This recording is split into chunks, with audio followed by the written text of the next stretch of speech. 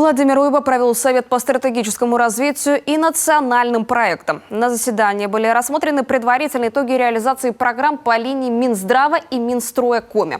В этом году введены в эксплуатацию 15 из 19 запланированных ФАПов. Еще 4 должны завершить до конца года. На борьбу с сердечно-сосудистыми заболеваниями будет потрачено более 120 миллионов рублей.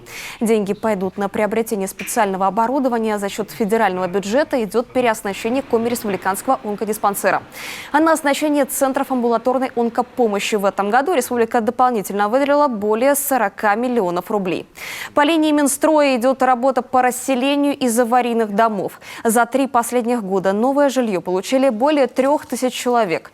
Из-за значительного подорожания квадратного метра и в целях исполнения показателей республика дополнительно выделила 900 миллионов рублей.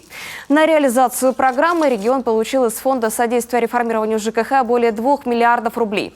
Впрочем, уже ясно, что полностью освоить их подрядчики не успеют. Глава поручил правительству проработать вопрос о привлечении к ответственности всех недобросовестных подрядчиков, а также применить меры взыскания к руководителям муниципалитетов, которые не выполняют взятые на себя обязательства и заваливают реализацию нацпроекта.